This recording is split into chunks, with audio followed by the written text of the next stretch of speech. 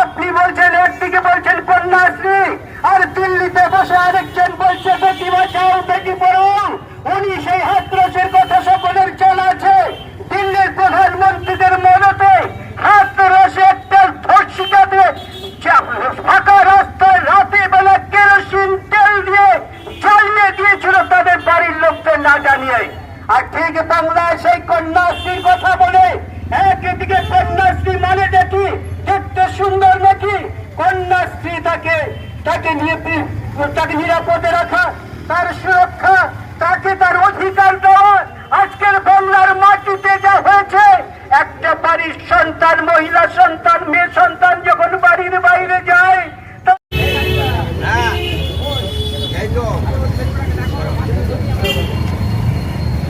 আজকের দিনটা বিশেষ দিন। এই দিনে আমাদের প্রয়াত বিধানসভা কাণ্ডারি আমাদের মুখ্যমন্ত্রী বিধানচন্দ্র রায় তার জন্মদিন এবং মৃত্যুদিন। সেই মৃত্যুদিন জন্মদিনকে সম্মান জানিয়ে আমরা এখানে উপস্থিত হয়েছি আরো কতগুলো বিশেষ কারণ। আপনারা জানেন, পশ্চিম বাংলার উপকার বিধানচন্দ্র রায়।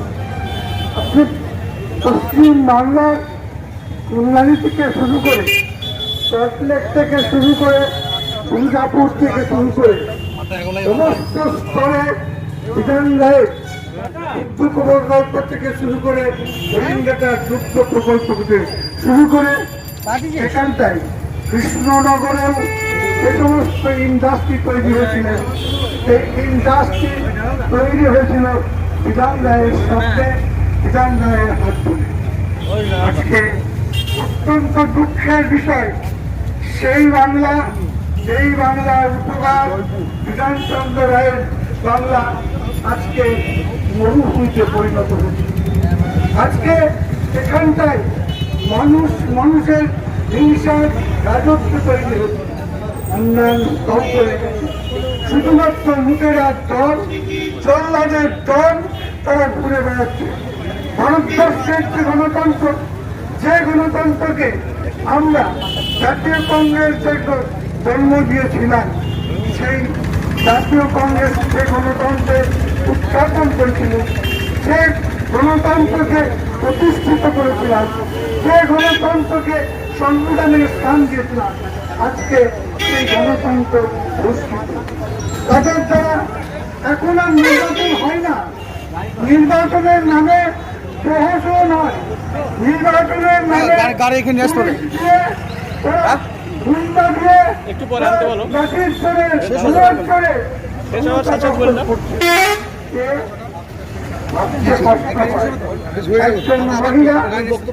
মহিলা আমরা বাবা বলি, সেই মহিলা মমতা বন্দ্যোপাধ্যায় নেতৃত্বে তার সৈন্যতন্ত্ররা প্রতিদিন প্রতি বছর পশ্চিম বাংলাকে কলঙ্কিত করছে, পশ্চিম বাংলাকে ধর্ষিত করছে, পশ্চিম বাংলা মায়েদের নিরাপত্তাকে বিঘ্নিত করছে। শুধুমাত্র কসবাঞ্চল কলেজ নয়, আপনারা জানেন এই নদিয়ার পাশেই হাসকালিতে একটি উপজাতি নাবালিকাকে ধর্ষণ করে তৃণমূলের আশ্রিত গুন্ডারা তাকে রাতে অন্ধকারে পুড়িয়ে দিল। আপনারা জানেন, শুধু এইখানটায় নয়, কদিন আগে আরজিকর হসপিটালে একজন মহিলা ডাক্তারকে তাকে রেপ করে খুন করা হলো। এটা তো রোজ মঞ্চা হয়ে গেছে পশ্চিম বাংলায়। এই পশ্চিম বাংলাটা আমরা জাতীয় কংগ্রেস চাইনি। এই পশ্চিম বাংলার স্বপ্নত বিধান রায় দেখেন, আজকে কেন এই ভদ্রভূমিতে পরিণত হল? অত্যন্ত দুঃখের বিষয়, এই মহিলা মুখ্যমন্ত্রী তিনি এই রেপের বিরুদ্ধে বলেছেন মূল্য ধার্য করে দিয়েছে, মায়েদের বোনেদের মূল্য ধার্য করে দিয়েছে। অত্যন্ত দুঃখের বিষয়। আমি মনে করি যে সারা পশ্চিম বাংলা যার তৃণমূলের চান্দা দিয়ে দিদিমণির আসনত করে থাকে, যারা এই অন্যায় অত্যাচার করছে তাদের বিরুদ্ধে আমি মনে করি ভারতবর্ষের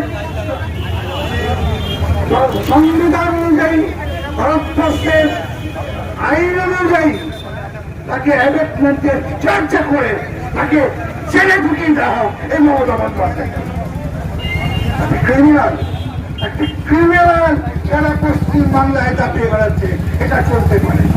আপনারা দেখেছেন কয়েকদিন আগে যখন বাই ইলেকশন হলো কালীগঞ্জে, কালীগঞ্জে যখন ইলেকশন হলো, সেই ইলেকশনে আমরা কি দেখতে পেলাম?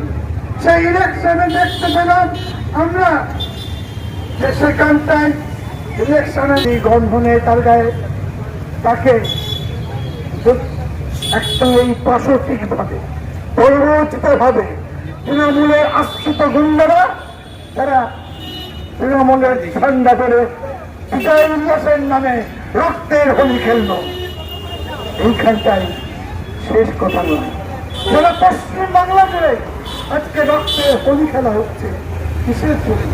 শুধু ক্ষমতায় থাকার জন্য, শুধু ক্ষমতায় থাকার জন্য আজকে এইভাবে দেশটাকে তারা মানুষের ক্ষমতাকে, মানুষের গণতান্ত্রিক অধিকারকে ছিনিয়ে নেওয়া হচ্ছে। আমরা সেদিনকে উপস্থিত হয়েছিলাম কালীগঞ্জের আরতিতে।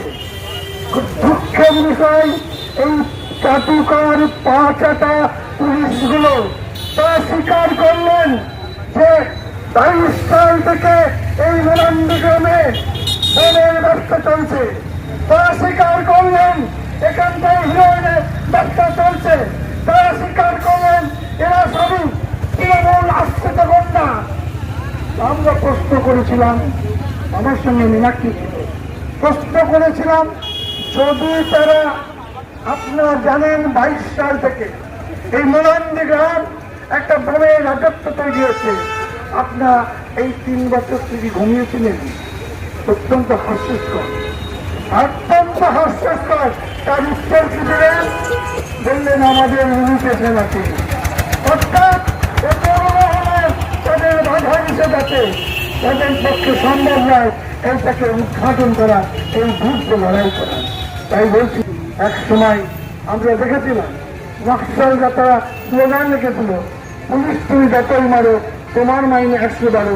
তাই বলছি, কটা টাকার জন্য, ক্ষমতায় টিকে থাকার জন্য, চাকরির জন্য যদি আপনারা প্রতিদিন এই জনপশুদেরকে সহায়তা করেন, আগামী দিন মানুষ আপনাদের ক্ষমা করবে না। আমি আর বিশেষ কিছু বলবো না। আগামী দিনে জাতীয় কংগ্রেস আবার ক্ষমতায় আসছে, সেটা কিন্তু পুলিশের সাহায্যে নয়, সেটা মানুষের সাহায্যে। মানুষ জেগে উঠেছে, চারিদিকে তার প্রতিধ্বনি করছে। এই কথা বলে প্রত্যেককে আমার শুভেচ্ছা, ভালোবাসা, অগ্রিম শুভেচ্ছা জানিয়ে আমার বক্তব্য শেষ করলাম। জয় হিন্দ, বন্দে মাতরম।